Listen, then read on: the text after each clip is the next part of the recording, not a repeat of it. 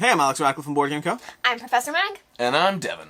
And this is a Play This Not That between Gloomhaven and Oathsworn. Gloomhaven, the giant box over here, which we have set up Jaws of the Lion. We won't heavily get into the whole whys and hows. We got vague setup stuff over here, not a lot. We have the giant Oathsworn box over there that both these boxes... Yeah, have your tea. You can have your tea back. Thank you. Can have your tea.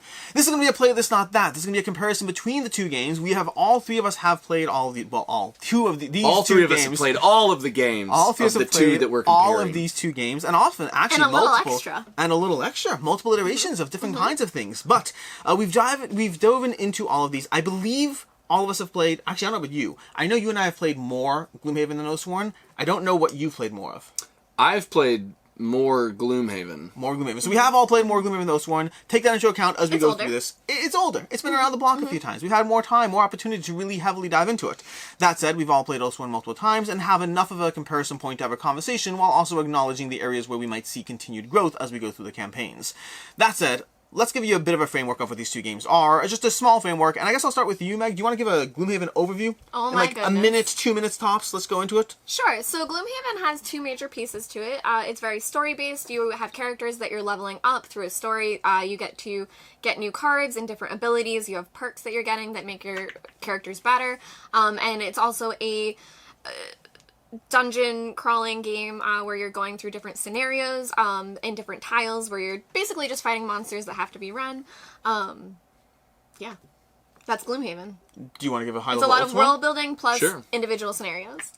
Yeah, and I'll spare you guys the demo spiel that I did at Essen again and again and again. Hey, appreciate it. But Oathsworn is a two-part story where the overarching narrative is that the Deepwood is this invasive, alive forest that has carnivorously consumed most of the world, and there's a few bastions of humanity left, and you explore the human response to that through the Oathsworn, which is a group of mercenaries, and you follow them in two different ways, through a story mode and an encounter mode.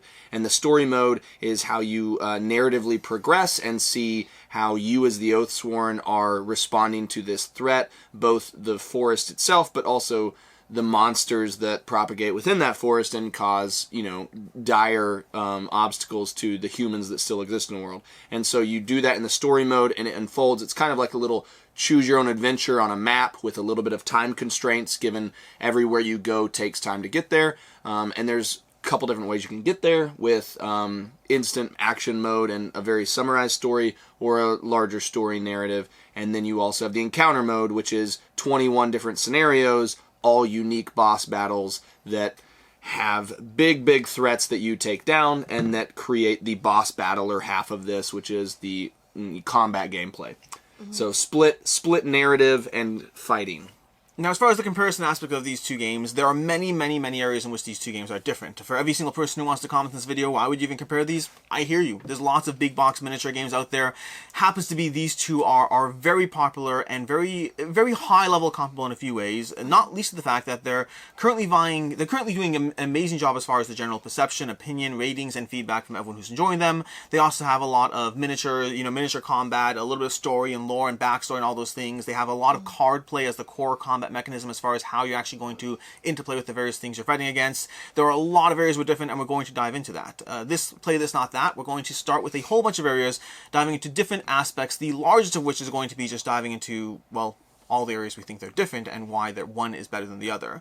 And then this, we will talk about which ones we all prefer. We all might have a preference or opinions and all around that. It may actually it may be play this one, not that one. It may be play both of them, and maybe we just like this or that, or it may be vague. It's just an opinion and a comparison between these two games. But starting off with price. Devin, do you know the price of the base game of Oathsworn? $150. Was it for $150? The standee version? I think it was around $130. I could be wrong. I think it was So I'm going off of Essen prices. You're right. I think they did drop it down to more like $135 or something on the new Kickstarter. Yeah. Now that's going to be for the standee version of Oathsworn. Even right now in front of you, as you see this over here, the standee version is going to have miniatures for the heroes you're playing as, but then cardboard standees for everything else, and like things like these trees are going to be that's part of the terrain tokens. box, which is another add-on. Tokens and whatnot, and so you have you do have a lot of extra bling thrown thrown into here, which will have a comparison in Gloomhaven shortly enough. But for the most part, the Oathsworn has two ways to dive into it. There's the base standee version for around $130, and there's going to be like the everything that will rise anywhere up to around $400 if you're getting absolutely everything for it. There's also the Middling Core pledge, Yes. which is just none of the deluxe add-ons like terrain and stuff like that, But and it just turns all of the standees into miniatures. Yeah. And then we have Gloomhaven, which Gloomhaven is a complicated one to get into because there's retail versus, aftermarket and all those things. But generally, Gloomhaven, generally I think it retails for around $130 officially, but usually you can find it for closer to around $100 at any given sale, that, or the other. It's usually pretty easy to pick up around $100, making base to base, even before we get too complicated, a little comparable with Gloomhaven eking out a slightly cheaper aspect.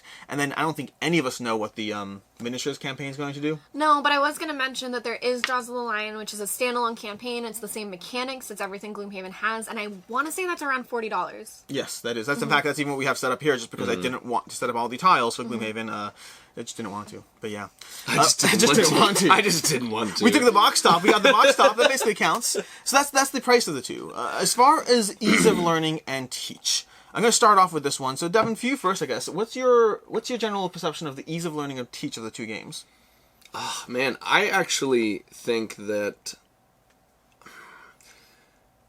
I can take it over if you want. No, to me, there's two different questions to this. So my experience with Gloomhaven, outside of one or two plays physically, has actually largely been digital. Okay. And so my answer would be it's quite easy to learn Gloomhaven.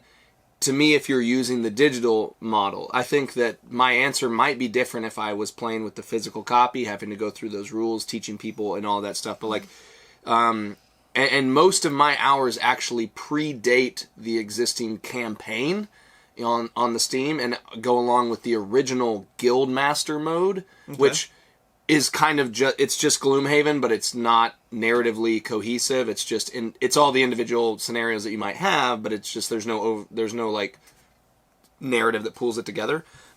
So it was really easy for me to learn Gloomhaven. I think that the digital adaptation on Steam is an excellent way to learn the game. Again, my answer might change if I was playing the physical copy, but I think Oathsworn actually surprised me because it's the size of so many big box games that have come out in the last 2 years.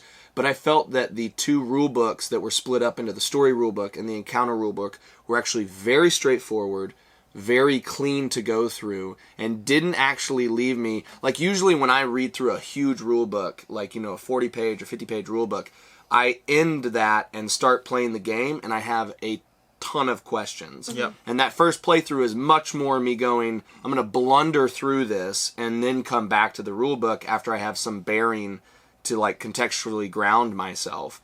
But with Oathsworn, it was much more like I got done with reading the rules. I was like, I'm good to go. I'm pretty good to go, and I just might miss one or two things here. And so I feel like they're honestly pretty comparable in terms of like ease of learning and teach. I mean, the demo is like when I was doing the demo, it's really easy to get people into a round of combat and then learn the game. The story mode has an app that can guide you through it. And then Gloomhaven, you guys have played, I think, physically more than I have, so you might be able to speak better to that. Well, this is where you'll actually have the most experience with Gloomhaven physically. Like, Yes. I know that's one that you teach, that's one that you learned and all that. Oathsworn, I think, is one that you were taught more, so you're coming at it from different angles in them, but what was your... Right, so like accessibility of like the rule book or anything like that, I can't speak for with Oathsworn because you walked me through it. Gloomhaven, I felt there is a lot to learn, but you don't have to learn it all at once. And the rulebook is sectioned out that you don't have to learn leveling up or retiring a character or augmenting your cards until you hit that point. So there are definitely a lot of things that you can learn as you go once you have a better handle of the game. That being said, I think learning it, Gloomhaven is a bit tougher, and there are a lot of very small rules that you can get wrong, things like advantage and stuff like that. It can get a bit tricky, or monster movement. Monster movement is something that's a bit tricky, and even summons movement in Gloomhaven, especially if you're running the physical version. But that being said, you can learn it as you go, and now at this point, there's a lot of resources out there that you can have a lot of help and support with it. And that being said, if you are looking into either of these, Jaws of the Lion learned from the mistakes of Gloomhaven that their rulebook is a lot better, a lot more accessible, and even the card packs and stuff are ordered in a way that you are kind of walked through it a bit better, I think. So I think Gloomhaven suffers a little bit just from being so young when it was. I would say Gloomhaven is harder to learn. Yeah, and it's easier to miss rules. I'll agree with you that Jaws of the Lion wins from all three of these in that sense, offhand. For me, I have different pros and cons about all of them. I do think Oathsworn has a simpler rule set without compromising on the depth of the gameplay. We'll come back to that later, but I think it has a simpler rule set. I do have lots of complaints about the rulebook. I think there's a lot of information repeated between the rulebooks. Some of it's not formatted in a way that's easy and intuitive, but I do agree that as someone who's learning the games, as someone who had to learn both games myself, I found Oathsworn, I read through the rulebooks and I was like, I'm good to go. I'm just good to go. I'll make mistakes. I will 100% get things wrong. 100%, not even a question. But I was good to go. Gloomhaven needed a full rulebook read, then playing it, then a full rulebook read again of like 70 pages twice before I felt fine on it. I think as somebody who's learning against somebody else, I agree with you. Because of the nature of the fact that I can guide your experience, I think they're actually both comparable if I'm teaching you. But for me to be the person learning it, I definitely felt Oathsworn was easier to dive into. And just a helpful hint, I don't know if this is true for Oathsworn, but the digital version of the Gloomhaven rulebook is very helpful, and you can search within it. So if there's certain things you're looking for or you need to learn about, you can look for it within the digital version. It's very easy. And now we start moving into the fun territories, different fun territories, but art and components. Art and components, I guess we have, let's do art and components for this one. So overall art and components, and I'll start off with this one, because I start one eventually, these. The art and components of the two experiences, I think I'm actually a little bit mixed on pros and cons of both. I think from a pure component standpoint, I like the Oathsworn situation a lot better. Obviously, I am playing it with the full miniatures thing over here, but even just comparing miniatures to miniatures, I find myself much more impressed and compelled and pulled in by the miniatures of the Oathsworn-based experience. I find myself more pulled in by the board artwork of the Oathsworn board, but the counter to that is, Gloomhaven has a bunch of tiles, and you have more variety. You only have the two boards over here, the double-sided board and then a few tiles to mix and match up there. You're really operating very heavily on this whole deep wood aspect of everything being encompassed in over here.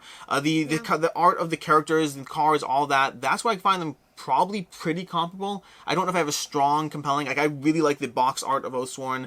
The card art of some of the characters and, the art from the Gloomhaven universe I really like. I don't have a strong preference in terms of art. I think miniatures I prefer Oathsworn. Other components, I don't know if I have strong pros and cons. It's a lot of tokens. But so a small win for Oathsworn for me on that count.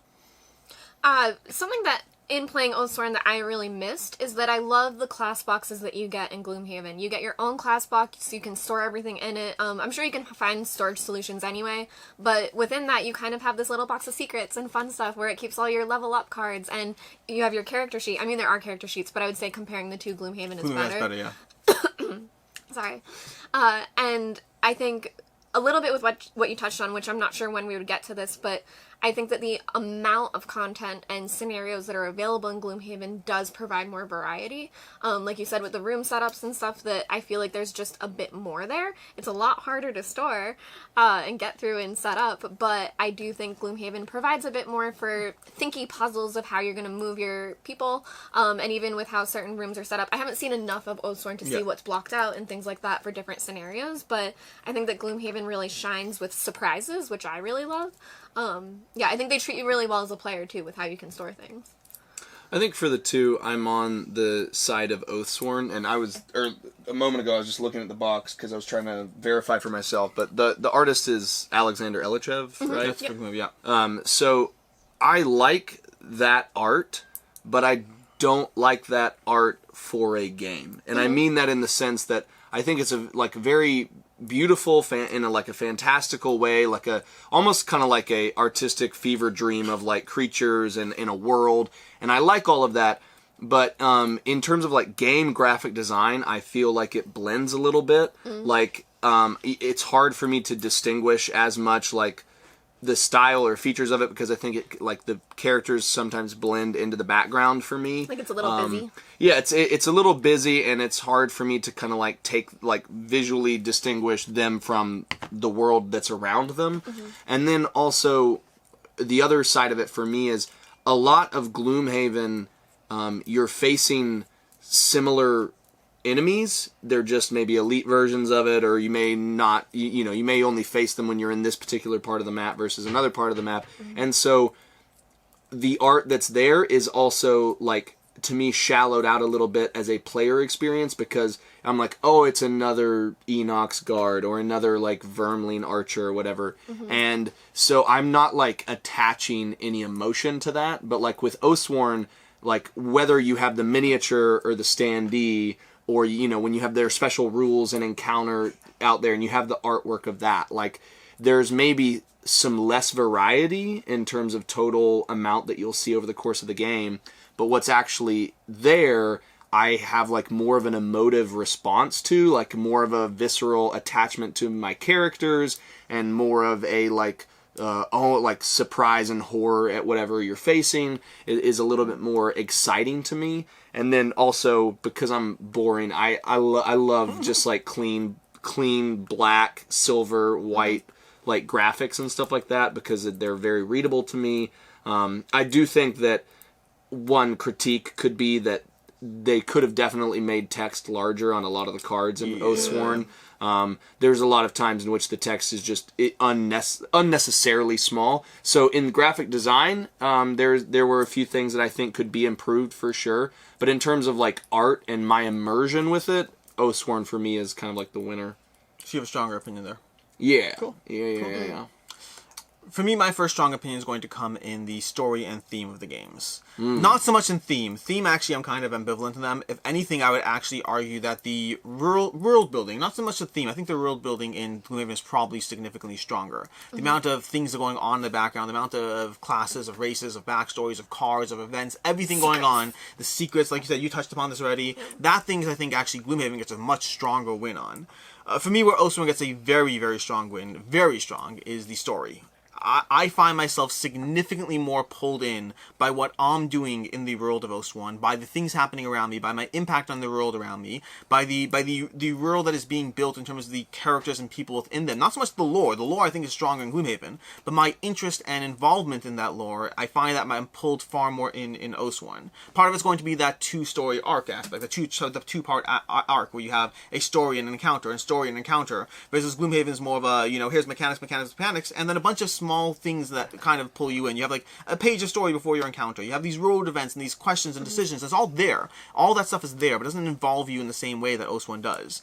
For me, I'm maybe, you know, I don't know, I'm 80 hours into Gloomhaven by now between all the various iterations, and I'm maybe 12 to 15 into Oathsworn, but I feel I know so much more about the world around me in Oathsworn. I'm so much more pulled in and invested because of the choose your own adventure aspect of it, because of the way it's much more gritty and personal, and it feels less like isolated instances, but much more of a cohesive storyline. So, and I think actually something that's come up when we play is Gloomhaven can be very punishing. You can make choices that you think are the right choice, and the game will give you a bad effect for that. You'll start cursed when you think you're doing the right choice. So morally, you feel like, I'm going to be a good person, and Gloomhaven's like, okay, fine, let's see how that goes for you. Yeah, so I think it often, like in Oathsworn, it felt like if we didn't make certain checks or certain choices, sure, things took longer, you kind of feel a consequence, but you're not being punished, where I feel like Gloomhaven doesn't treat the players the best. It's running you through a story, and it is the story of Gloomhaven, not your own story that you're building, so bad things can happen, and they do. Yeah. For me, and this comes down to a little bit of guessing what your guys' experience has been, just based off of the amount of time I've spent that wasn't the campaign of Gloomhaven, but I think part of my problem is, you know, like a lot of people, and I'm generally in that boat, think about Gloomhaven as having a lot more of like a Eurocentric focus in terms of the mechanics. And you guys have mentioned that the lore of the world of Gloomhaven is really rich after that amount of hours. But I think the problem for me is that even though the lore building might be strong, it still always feels detached from the gameplay. Like, at the end of the day, those scenarios are those scenarios are those scenarios. And, like, anything could be happening in the background, but it wouldn't really change what's happening when you're playing. Yes. In terms of what's happened. But here, there is a, like, inextricable connection between the story and what you're doing. Like, we're not going to spoil anything. I would only have things set up for, like, first encounters in both of these. But, like, when I play Roadside Ambush and Jaws of the Lion, because that's what I have set up here, the text that's being delivered to me versus what I'm doing feels completely immaterial. Yeah. And I would say that in most instances, I feel that way about Gloomhaven. As you get further into it, you definitely have storylines and paths, and there certainly have been arcs where it's like that really felt tied. But on a case-by-case basis, I feel Gloomhaven kind of is like, here's story, here's thing, unrelated. Sometimes they feel related. In the case of Oathsworn, it feels, because of how much they tie you into the investment of what's happening, it's like, this is the thing that we've been building up to for the last 40 minutes. Yeah. And then also, like, to me, like, in the continuation of that is that in Oathsworn, it's like, this in the story, you're like, this is the problem. And then they go, okay, deal with the problem. And over here, they're like, this is the problem. And it's like, okay, master your card hand, like your card management. Yeah. And it was like that, the problem that you're facing in here isn't actually the story. The problem you're facing is the mechanics of, like, I'm either going to kill everything, or I'm going to, like, reach this objective, I need to make it through, I need to not exhaust myself. And this is, whatever happened in the story is directly opposing you in the gameplay. And so that connection feels much more strong. Yeah, part of that is going to be the mechanical aspect of it. In Oathsworn, if you lose, it's because your character died. I didn't ding the board. In Gloomhaven, more often than not, at least myself, this maybe it's case by case, but a lot of the time in Gloomhaven, if you lose, it's because you ran out of cards. It's hard to be thematically invested in the fact that you were killed by the baddies. It feels sometimes like you're like, okay, I didn't pace myself. The race didn't work out correctly. Yes. Yeah. Yeah. Any other thoughts on theme and story before we move on? No, I'm good. Which brings us to the larger section, the most vague and ambient section that covers absolutely everything else across the board. This is complete no man's land, but this is the mechanics of the game, what we like about different aspects, and more and why. This is literally just jumping around point to point, pick a subject, pick a topic, and jump into it. This is probably where, like, at the end of the day, I'm still pro Oathsworn. No, that's the result. Wait, you're... No, I mean in mechanics, in just mechanics. Oh, okay, fine, okay. But I'm it's saying so case by case for me. But I'm saying, this is where Gloomhaven is at its absolute strongest for me. Like, this is absolutely what I love about Gloomhaven. I adore the satisfaction and, like, the deduction of figuring out what card combinations to use. When I level up, what card am I going to bring in? What card am I going to take out to where I'm getting, in my Guildmaster mode, I had the, Cragheart, and then I had the Tinkerer. And those two together were such a fun combination, because I was like, you know what? I'm going to really take the Cragheart down this path of, environmental manipulation. I'm going to throw up boulders, and then I'm going to slam people into them. Or I'm going to use these boulders, and then I'm going to, explode all of them. And then the Tinkerer, I was like, oh, I've created these obstacles with the Cragheart. Now I'm going to lob bombs over those obstacles to hit the people on the other side. And, finding the combinations not only between the characters, but within the characters of what I could do with their pathing was so rewarding and so much fun. And it really gets to the point is, once you get enough time into Gloomhaven, you really get away from the, your worry is not so much, am I going to make it out of the scenario with cards left? Because you've kind of, not mastered that, but you've gotten grips on that enough to where it's not usually your focus. Your focus is much more spent in the joy of, how am I going to solve this with the card combinations I've created to most effectively neutralize whatever I have to do. And sometimes it's still a stamina race of making it with your deck still, active and not exhausted. But Gloomhaven is so well done in the card play, and it, coming from, playing D&D, having a game that cares about initiative order and how to, that one extra, additional thing is I want to do this, but oh crap, they just moved ahead of me. Yep. Now, is everything I planned even salvageable, or do I have to completely, adapt on the fly to what I was going to do? Maybe instead of doing this awesome move, I'm just going to do a base movement to save that card for later, and I'll just have to recoup my strategy the next time. And all of that decision is so much fun, and it's done so well that I like Gloomhaven enough that I don't care that it doesn't have a story. Yeah. It has a story, but it's not one that's compelling to me. Right. It's not one that's compelling to me, and it's not one that I feel, like you said, actually influences what I'm doing. Yeah. And so I think Gloomhaven is so strong in that regard. But Oathsworn to me is an absolute joy to, I'm one scenario ahead of you guys, but it's, and the asymmetry of how the encounters play out and how you have to approach them is such a delight that it's a completely different puzzle. I really, really enjoy combat and figuring out how to overcome an obstacle. And it does feel so like personal in Oathsworn, because I'm like, this rat, I'm gonna kill this rat, and other things that come up beyond that. But it's very much like it creates little personal vendettas, which feel really rewarding to explore in its own way. But it plays completely differently. But I've monologued for a little bit, so I'll let you guys hop in. Have you?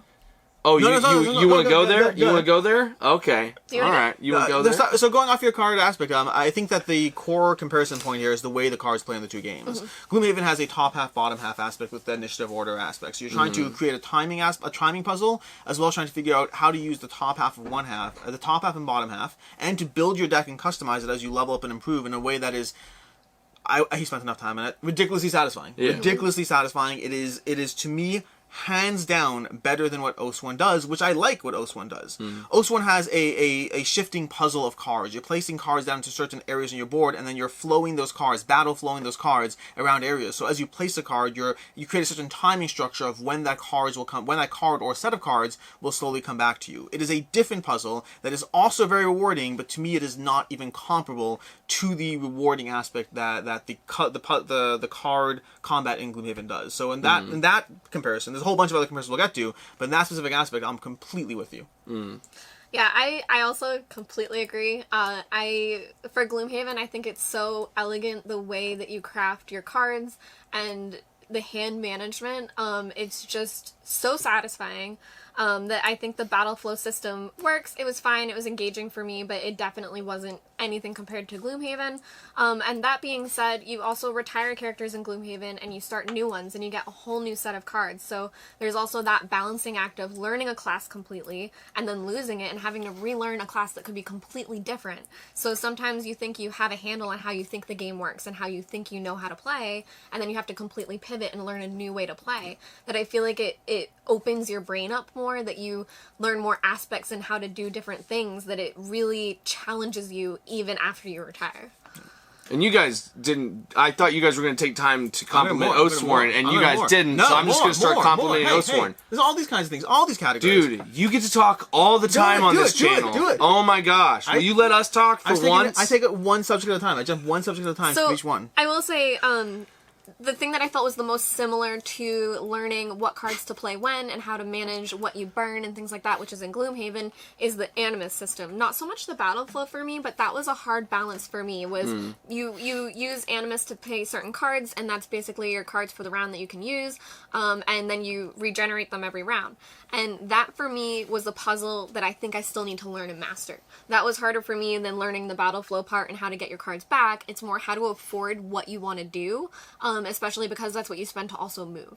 So I enjoyed that to the point where that's the puzzle I want to figure out next in Oathsworn. That's one of the areas in Oathsworn that I find ridiculously compelling. Ridiculously compelling. I cannot stop. How ridiculous. Ridiculously compelling. Is first of all the push your luck nature of the way combat works. Yeah. In Gloomhaven, it comes down to stats. It comes down to number crunching with a degree of variety thrown in because of the modifier deck and all those things are there and it's great. But the modifier deck, to me, rarely provides the thrill that I get out of every single... Go ahead, you finish, but I got a point about that. Every single time I hit somebody in Oathsworn, it feels like a push... Well, not feels. It is a push your luck experience of how much damage can I do. The way the combat works is you kind of have a sort of default strength that will be powered up as you get weapons and gear and upgrades that will slowly improve what you are. But ultimately, it comes down to you can draw as many cards as you want. And more cards you draw, the higher your numbers will be. But if you draw 2 misses, you miss. You fail. And so you're constantly playing this game of, like, I have to do 4 damage to that character. And they have a shield. They have this. We have to do that. Okay, great. I mean, I could just play it safe, or I could just go a little further. And you have these tokens that will give you a degree of management around, you know, being able to re-roll or redraw and some degree of variance. But it always feels like I could just go for it. I could just try to get what I need done, and it's so satisfying. Versus Gloomhaven, to me, has those moments. It has those moments where you pull the poison and the +1 and the next card and the next card. It has these cool moments where you just do a ton of things.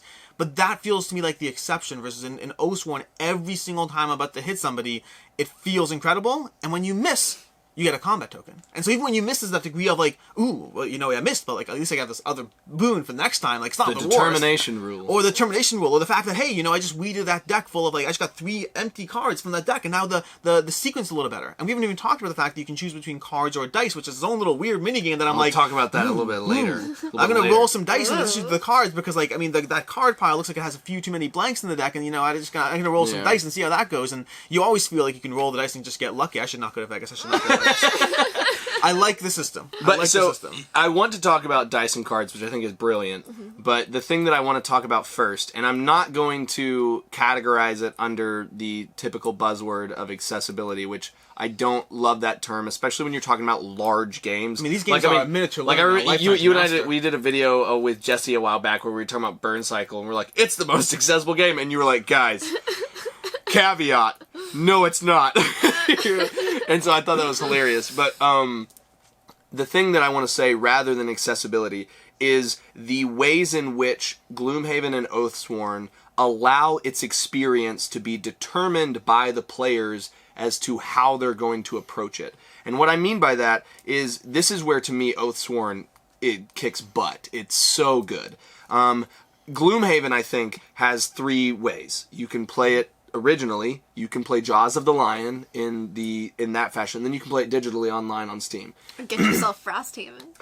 Or, okay, I'm just teasing. That's a sequel, though. I'm talking about, like, just the core, original experience. Jaws of the Lion. It's a sequel. There we go. Okay, cool. I actually don't think, I think of it in the way that you... It's actually a prequel. So yes, but I think of it in the way that you expressed it earlier, where you said this is them learning from their mistakes, and it's them creating a easier way to get into Gloomhaven. Exactly. Yeah. So yes, it's extra and new and before or whatever, but it's, to me, this is like Gloomhaven Light. And Oathsworn, I think, is fantastic for several different reasons. The ability to instantly and always switch between full characters and companions is so good. So good. And the fact that they made the companions just as meaty and strong while completely stripping away all of the elements that make them larger to deal with. So for context, for the most part, companions in Oathsworn are the idea that you can play a character either as the full character they're meant to be played as, or you can play them as a stripped down character, which it still takes the same character slot. You're always playing with 4 characters, but they're stripped down, they have less decision space, but they're just as powerful. Yeah. They're just, in order to manage multiple things, if you're playing a 2-player and you want to control 2 characters each, or if you're playing it solo and you want to control 4 characters, it gives you the tools of how in-depth do you want to handle a character. Yeah, you could be solo and play 4 characters as companions if you don't want to do full characters. You could do 2 people with a character each and a companion each. The thing that I love is you could bring this game to play with people who have never played it before and literally just give them a companion, and then they could sit right next to you and watch you manage a full character, and then when they feel comfortable, they can ramp up to that. Or you could play it solo, and then you could have friends come in and they're like, I want to play this game with you. Okay, real quick, let me level up 2 of my companions to full characters so that you can join me.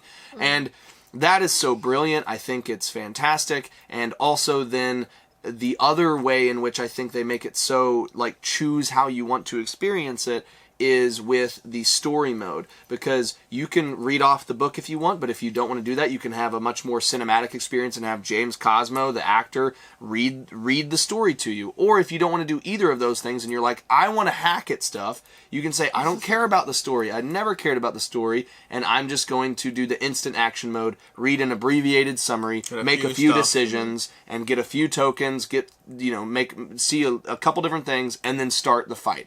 And for being such a big game, the ways in which they have made it accessible to play for people is so thorough that I think it is so much easier to convince someone to sit down and try this than a lot of games that are in the same space. You got a beef to pick with me. Not even, I don't think a beef, but sounded like it, right? It sounded like earlier. A point for Gloomhaven.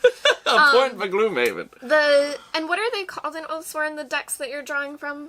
I don't even know what they're called. They're modified decks. The might decks. The might decks. They're called the might decks. The might decks, for me, you enjoyed it. I felt kind of lost. Where you can choose whatever you want to do, and then it's like, well, it's up to me, and I'm screwing up because I made this decision, and I feel like that's something that once you play enough, you'll learn it. And sure, if you miss, and that's fine by me. But to me, it felt so open-ended that it put anxiety and pressure on me that I didn't want. Whereas with Gloomhaven, you start with a modifier deck, and as someone who played D&D first, it was reminiscent of like a D20. And at first you have negatives and positives and a critical and a miss, and that's it. And as you go through the game, you get to upgrade that. So you get to craft your own modifier deck that you're improving how you're attacking continuously through the game. These might decks are the decks, they always are, and they're not going to change. Whereas something that I love about Gloomhaven, paired with the card system, your modifier deck system, that's your own personal modifier deck, I feel like the way you can craft that and choose different things, if you want to be doing extra damage, if you want to take negatives out, if you want to add push or pierce, you can choose which ones you add when, and as you level up your character, your attacks only get better and stronger, that you feel progression through the game, where I feel like with this, it was giving me anxiety, and I feel like that will never change, and you can't improve it or change that system. And that I chose to play with the witch because she just does direct damage. There are some things where she will just place the damage, and you don't really have to choose how many cards you're going to draw. That one of my shining lights of Gloomhaven is the modifier deck manipulation. I can't believe I even forgot to mention that, because that's the other half of the leveling up that, along with the cards, is really satisfying, because not only does it modify the damage, it also allows you to inflict conditions. And so it makes that progression really robust, and I completely blanked on including that in my commentary. Which is a good time to move to the general progression system of the two games, the way you level up in both those games. In Gloomhaven, you do it through the degree of experience. You're slowly gaining experience, and then maybe 3 missions later, 4 missions later, you have a degree of, ooh, boom, I leveled up. Along the way, you have these perks where you can mess with your modifier decks in different ways and have a little bit of effect on those. So there's a constant degree of slow progression, but it is based on things you do, and what you get from that is often the modifier decks, and then the cards, and then there's also the marketplace, which is a way you can upgrade your character through the gold you're using to level up your gear and things like that. Oathsworn does it a little differently, with lots of overlap, but very differently. Oathsworn is, you finish a mission, you level up. Period. There's no experience, there's no conversation. You complete the mission, you level up. You just spent an hour. You spent an hour in the story. You spent an hour and a half or 2 hours playing the encounter. Boom, here you go. You're leveling up. But the progression of leveling up is a little less agency to you. You get sets of cards at different points. You get your team sheet is upgraded. You get these extra perks in different ways, small things. But it's all progressional in the way it's delivered, in a way that personally I find less satisfying than Gloomhaven. I like the fact that you get a level up after each mission. I do like that. There's enough of an investment that getting that little boon. I like it. But having having 3 new cards handed to you at once versus earning every single card and choosing which card gets added to your deck, I think I like the gear arguably in Oathsworn a little more. The gear feels a little bit more like, because Gloomhaven really makes everything matter. You have this thing where it's like you'll get an advantage on this one attack the entire scenario, and you're like, that feels so stupid, but it matters. It manages to matter. Over here, it feels more prevalent. It feels more present. I think I like the gear a little better in Oathsworn, but I think the overall leveling up in Gloomhaven, and we haven't even talked about putting stickers on cards down the road, but there's a lot more flexibility and reward in the leveling up of Gloomhaven. Well, something that makes me think is that, again, Gloomhaven has more scenarios. There's more content. So for you to level up slower, how long the campaign is probably makes more sense. And if Oathsworn was 60 scenarios, you might not level up every time. But we've talked about this in Gloomhaven, that we like the fact that sometimes we'll be playing like 2, 3, and we're like, okay, great, we're finished our 3rd scenario, and we're like, I just got a new card. I want to dive in again. Oathsworn kind of gives that to you every scenario. You dive into the next scenario, you're like, well, we just got a little bit of a perk now. Now when we do this, we're going to get that. Like, it does give you, that sense of progression is fun. I understand why Gloomhaven paces it out, and it works. It's great. I think overall I still prefer their system. But yeah. Mine on that, in terms of progression, comes down to, like, that goes back to the mechanical strengths that I feel about Gloomhaven. I've done a lot of, I've done over 20 hours or so into Gloomhaven on Steam, and I really, really enjoy that growth of the cards, of the modifier decks. That feels very satisfying. The items, even though they cost so much gold, that's... Looting gold is probably one of my only complaints about Gloomhaven. The price of things is rough. The price of things is rough. But when you get that one item and you're like, I can add 4 movement and jump in this one thing, you're like, that's huge. And so, like, when you get to do those are very satisfying. And so I haven't played enough of Oathsworn to compare the mechanical growth of progression and the characters over time enough to say which one I prefer. I can just concisely say that Gloomhaven does an exceptional job. The thing that I don't even have to have played all the way through each of them to absolutely know that I care about more is the progression of the story in Oathsworn. Yeah. I'm going to care about this more. There's no way that this is going to compete narratively for me. It's just not going to happen. I'm going to be so invested in the characters and the fights that I've had, the victories I've had, the defeats I've had. I'm going to care so much more about that in Oathsworn in a way that I don't have to care about in Gloomhaven because it's not why I'm there. I will recognize I am extremely biased in this. That being said, I think something about the story that came up when we were playing is there's like, I said there should be a trigger warning for this. Like, there is some very dark, heavy things that happen in Oathsworn, and sure, there's like some toughness in Gloomhaven, but not so much. There are certain things that are mentioned in Oathsworn that I think for some people should have a warning. Whereas Gloomhaven, I agree the story is not as great. To me, it's great because I love it and I'm obsessed with it, and for me, I've been in it for 5 years now. But I don't know. Half your character's health, divide by 2 and see if you can kill the baddie feels very traumatizing for me. Not gonna say the trigger warning stuff. But yeah, I think it is very immersive, and I think there are certain things that really tie you in that make you care about the story. But that being said, some of it is very heavy. Yeah, I don't disagree. The last thing I have, and I don't know what else you have to add in, but the last thing I have is character variety. How do you feel about the character variety between the two games? I don't know how many characters you've even played as in both. So, I actually recently, in order to refresh myself to have this conversation, I started a campaign on Gloomhaven rather than, the Guildmaster progress that I had made, months back. And I picked the Enox and the assassin. The Mind Thief and the, what's it called? No, the assassin, your person. The actual scoundrel. The scoundrel and the brute. I picked the scoundrel and the brute. Good combo. And I disliked them. I did not like the combination of the two of them. I did not feel that the two of them paired comfortably. They pair beautifully. I'm not going to get this. But I really, and it probably is because I really liked how the Tinkerer and the Cragheart played together. I liked the, innovation, techie, like Tinkerer projectile fighting, and then I liked the environmental manipulation and brute force of the Cragheart. So I really liked them, and I just didn't like the other ones as much. And I know that when I played it physically, the 1 or 2 scenarios that I did, a friend of mine played the Mind Thief and had a really good time with the Mind Thief. But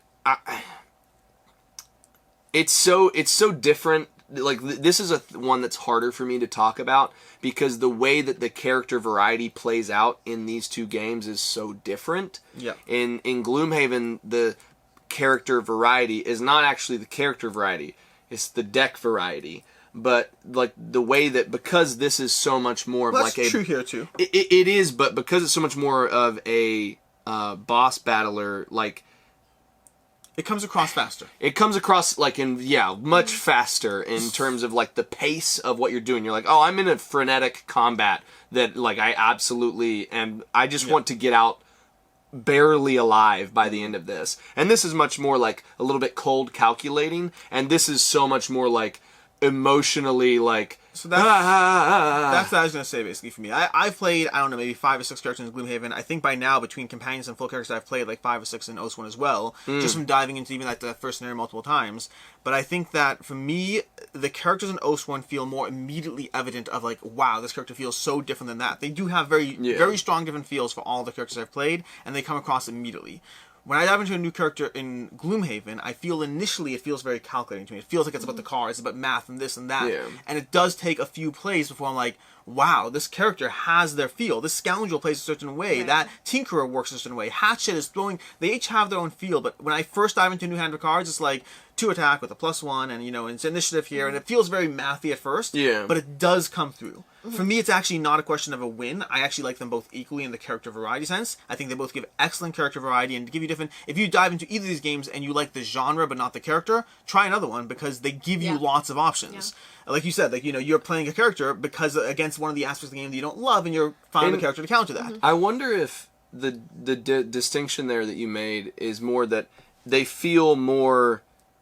Not vanilla is not the right word, but they're very like mutable and changeable at their beginning, and so because of that they feel like a little bit formless or without personality, and the process of building their deck, building their modifier deck, and like creating how you want them to play strategically, because each character in Gloomhaven has several different ways you could like go down that path of customization. And so I think it's like almost like you create their uniqueness as they level up, and they start unique, maybe at a like lesser version of what Gloomhaven can get to, but they start off more unique, and maybe they scale slower or whatever, but it's just like it feels more like an immediate, oh, this is a difference. Yeah. For me, this is something where I would say Gloomhaven has a little bit more accessibility with characters, because you do have the retirement system and you unlock future classes. With Oathsworn, you can pick from the classes and you have them all available from the beginning. So for Gloomhaven, you start with classes that are a little bit easier to manage and learn so that you can learn the game and get into it. And then as you start unlocking some of them are very difficult and complex and beautiful to me, that I think that that's something that can kind of walk you through and surprise you still. This, you can see all the characters at once, kind of make your decisions, and then after learning the game, you can then go look through them and say, you know, I'd rather do this one or that one. But Gloomhaven will say, surprise, now you can do this, and check out what this one does. That I think that it adds further complexity because you're adding new classes that are harder, and it also eases you into it because the starting classes are a little bit more accessible. So I think it is a harder game in my opinion, but I think that the class system and choices helps you from the beginning. Anything else to cover before we move to final thoughts? I want to talk about the Might deck real quick. I love the combination of the cards and the dice. And to your point, I think that one thing that if somebody feels nervous about that, I would just encourage people to start with dice and never use them if they don't feel it, because I feel like it made me care less. And I was like, well, I'll like the I'll do Might. that. To me, I love. No, if I had to pick I like only them. one, I would choose the deck. I like the fact that you can combine and pick. yes, no, I like the fact that you can play either. I like the fact that you can do both of them at the same time. The only reason I was saying is like if you feel like if you're feeling stress or anxiety over it, the bosses are recommended to only use the cards the whole time to where they're more consistent. Yeah. And that means that even if you're not doing it on your end, if you're always doing it for the bosses, whoever's playing is getting a continuous static representation of how that system can work. And so you, like, once you feel comfortable with it, you could be like, okay, I'm going to do it and I'm going to mix it however I want to. But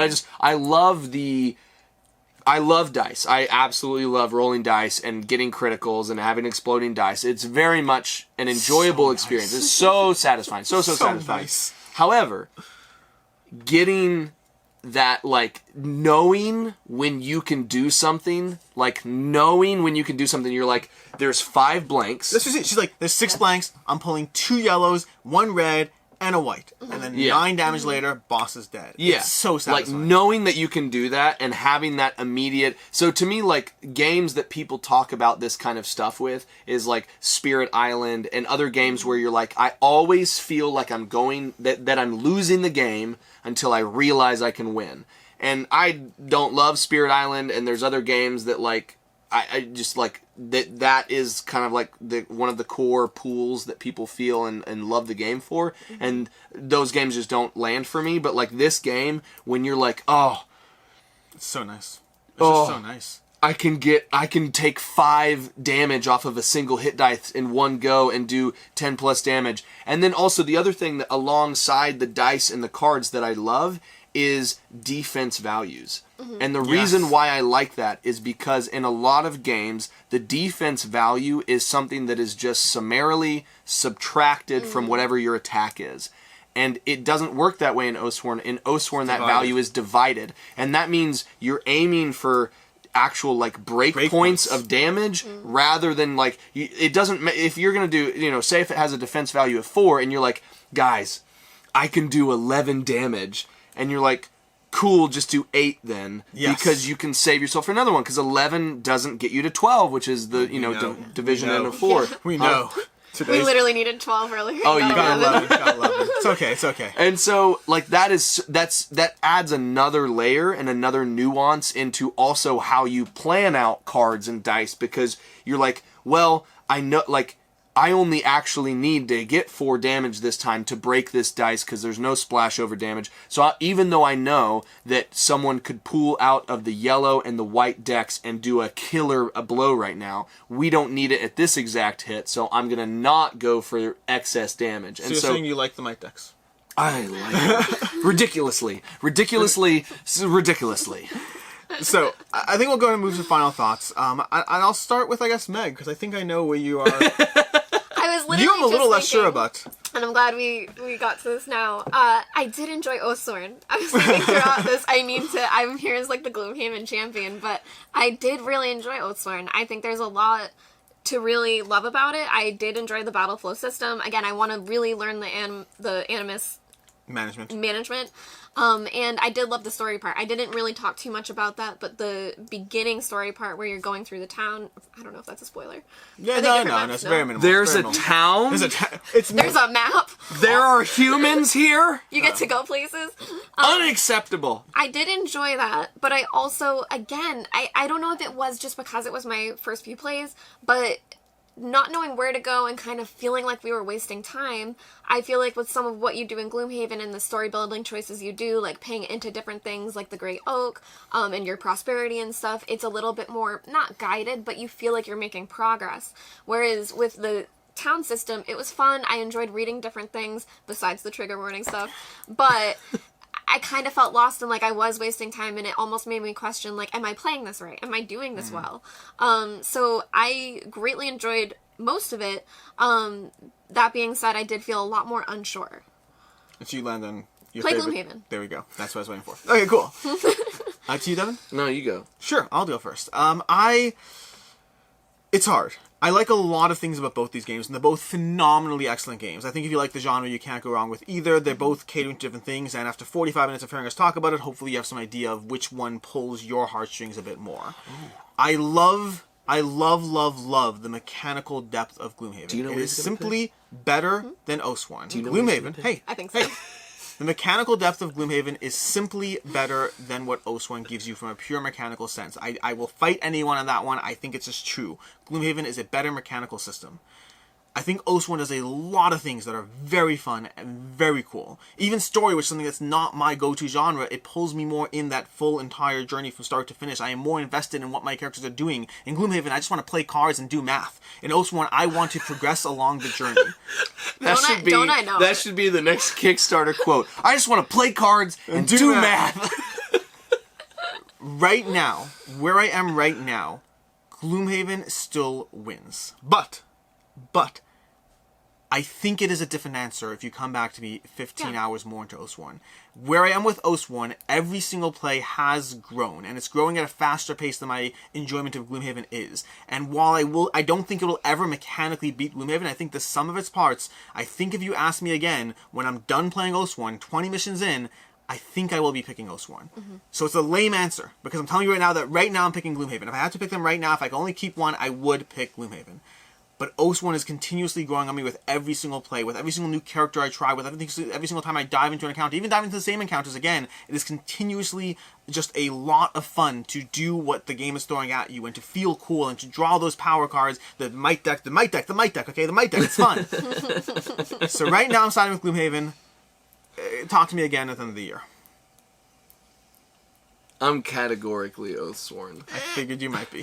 And I say that with the caveat that sounds like it's not even a competition, and it isn't, but it's for some of the same reasons you said.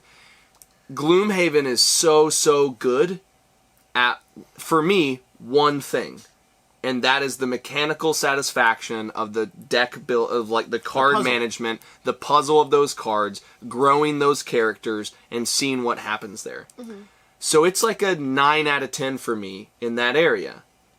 But this is an 8 out of 10 for me in mechanics, an 8 out of 10 for me in story, an 8 out of 10 for me in experience, and immersion. 10 out of 10 in might decks. Like 10 out of 10 in my. It has so many elements that are missing for me in Gloomhaven that the sum of its parts, just I can't really compare them. I think Gloomhaven is superb. I think it's a masterpiece of a game. But for what I derive like pleasure from when I play board games, I love narrative. I love story. I feel immediately compelled and invested in what's happening here from the very first scenario. And I know that literally from non-spoiler commentary of people just going, Scenario 7 or Chapter 14, just freaking out. I know that what I respond to personally in games is going to be met by this. I know that that's going to happen because it's already happening to an extent just a couple in, 2 or 3 scenarios in. I feel phenomenally connected to this experience in a way that even though this is so strong in what it doesn't have those extra factors that I look for personally and that I get a lot of, personal enjoyment out of. And so this has too much, even if some of the parts aren't as polished or as finessed or as unique or enjoyable as the character progression, the deck building. In total, the sum of its parts is just such a big thing for me. So it's Oathsworn pretty hands down. Which sounds terribly unfair to Gloomhaven. No, I don't for disagree. what Gloomhaven is. I understand everything you're saying. I completely understand. It's okay, Devin. I love Gloomhaven. I love Gloomhaven, but it's Oathsworn for me. Now, I know this is play this, not that. But Meg has to do the Meg thing at the end. Play both. Well, yes. If you enjoy one or the other, if you're a Gloomhaven fan and you've played through all the content, pick up Oathsworn. If you've played through all of Oathsworn and you really liked it, pick up Jaws of the Lion. Play both. Yeah, I think they're both fantastic. Is that bad? No. I'm just always thinking about the an animated movie that hardly anyone ever talks about, but exists in one way, or maybe a couple of GIFs. I love it. It's Quest for El Dorado. Did you guys ever watch that? Yeah. Quest for El Dorado. But the brothers at one point are just like, both. Yeah. Both is good. Both. Play This Not That as a format in general is often comparing two games that I enjoy, almost by their definition. There have been Play This Not That episodes where I actually do say, not that, but more often than not, it is about my preference, or your preference, or your preference. It's about the conversation about what things pull at us in different ways to try to help, you. The series should more accurately be called Play This and This, but this and every now and then maybe not that, but that's going to be spicy. Yes. It doesn't fit spicy into hot the YouTube take. thumbnails much. It's a very play long this title. or that, but these. But these. And I just want to quickly, because Devin said at the end, Jaws of the Lion, I think, does have a better story, and it's a bit more cohesive. That the end of Jaws of the Lion, I cried. I streamed tears down my eyes with the narrative at the end. So I think that, again, they learned You from digitally their put mistakes. tears on stream? They streamed. While you're on Camp Co-op, you're just Live you put stream. on a filter to stream tears? That I think Jaws of the Lion did do better, and I'm really excited to see how Frosthaven compares to Oathsworn. I'm intrigued. We'll find out. In any case, until next time, I'm Alex Radcliffe from Board Game Co. I'm Professor Meg. Yeah. Bye!